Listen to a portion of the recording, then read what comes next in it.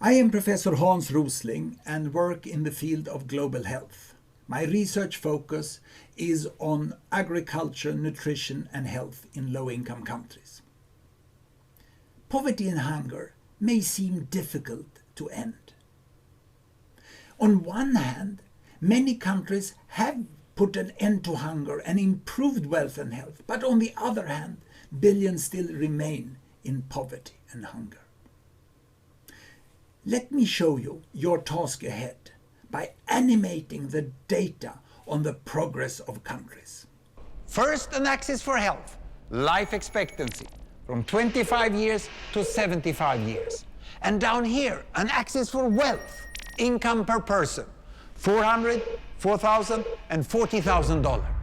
So down here is poor and sick, and up here is rich and healthy. Now, I'm going to show you the world 200 years ago, in 1810. Here come all the countries. Europe brown, Asia red, Middle East green, Africa south of Sahara blue, and the Americas yellow. And the size of the country bubbles show the size of the population. And in 1810, it was pretty crowded down there, wasn't it? All countries were sick and poor. Life expectancy were below 40 in all countries. And only UK and the Netherlands were slightly better off, but not much. And now, why start the world? The Industrial Revolution makes countries in Europe and elsewhere move away from the rest. But the colonized countries in Asia and Africa, they are stuck down there. And eventually, the Western countries get healthier and healthier. And now we slow down to show the impact of the First World War and the Spanish flu epidemic. What a catastrophe! And now I speed up through the 1920s and the 1930s. And in spite of the Great Depression, Western countries forge on towards greater wealth and health. Japan and some others try to follow, but most countries stay down here. Now, after the tragedies of the Second World War, we stop a bit to look at the world in 1948. 1948 was a great year. The war was over, Sweden topped the medal table at the Winter Olympics, and I was born.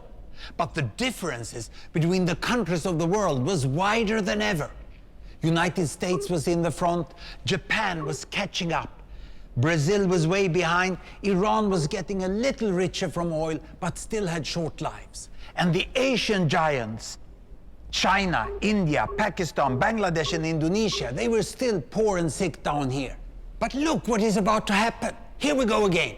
In my lifetime, former colonies gained independence, and then finally they started to get healthier and healthier and healthier. And in the 1970s, then countries in Asia and Latin America started to catch up with the Western countries. They became the emerging economies. Some in Africa follows. Some Africans were stuck in civil war and others hit by HIV. And now we can see the world today in the most up-to-date statistics. Most people today live in the middle, but there are huge differences at the same time between the best of countries and the worst of countries. And there are also huge inequalities within countries. These bubbles show country averages, but I can split them. Take China, I can split it into provinces. There goes Shanghai. It has the same wealth and health as Italy today. And there is the poor inland province Guizhou. It is like Pakistan. And if I split it further, the rural parts are like Ghana in Africa. And yet, despite the enormous disparities today, we have seen 200 years of remarkable progress. That huge historical gap between the West and the rest is now closing. We have become an entirely new converging world. And I see a clear trend into the future. With aid, trade, green technology and peace, it's fully possible that everyone can make it to the healthy, wealthy corner.